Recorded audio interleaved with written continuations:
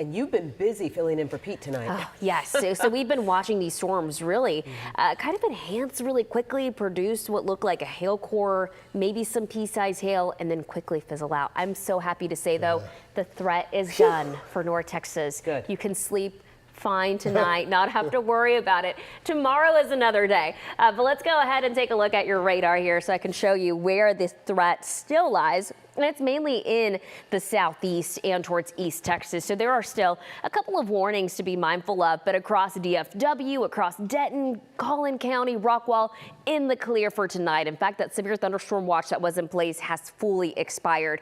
And here's this. This is the newly updated severe thunderstorm warning. It does include a small portion of Henderson County, and that's it right there. The rest is in Tyler. I'm also watching, though, this flash flood warning that's in place until 11.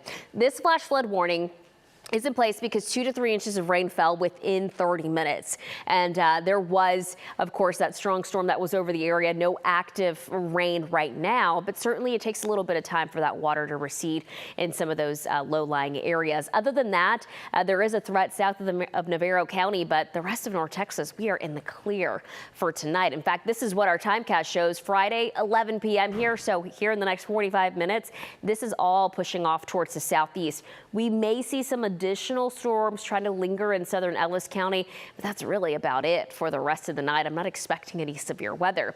Now, today, we made it to 92 degrees. Only a few of us saw the storms, but everyone felt the heat, right? 92 degrees. The heat index, though, was at about 102 at peak heating of the day. That happened around 3 or 4 this afternoon. The low this morning, 77. Yeah, that's a whole 10 degrees above what's considered normal this time of the year. And right now, 75 degrees at DFW. No heat index to report now that the sun has set. The wind out of the southeast at about 10 to 20. The pollen count remains elevated for oak and grass at a moderate count tomorrow, fungus at a low count. The next couple of days, just plan on the heat to crank up. 92 degrees on Saturday, 97 on Sunday. The heat index will be in the triple digits, and there is that potential to see some rain. Now, not everyone sees it. The threat will be very isolated for Saturday and Sunday. So let's go ahead and talk about Saturday afternoon. There's the enhanced risk for severe weather. That's a level 3. Archer City, northwest of the area. DFW included in a marginal risk. That's a level 1 out of 5.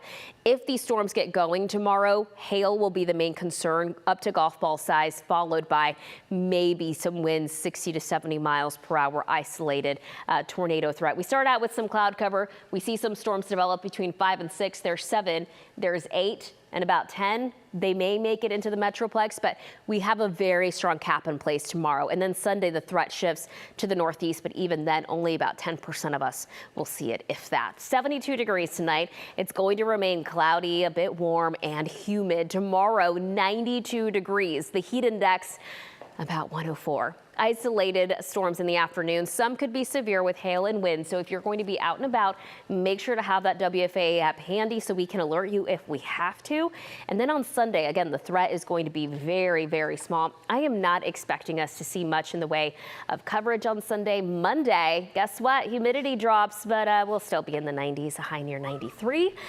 And we're talking a pleasant 80s as we head towards the middle part of next week with, you guessed it, more rain chances.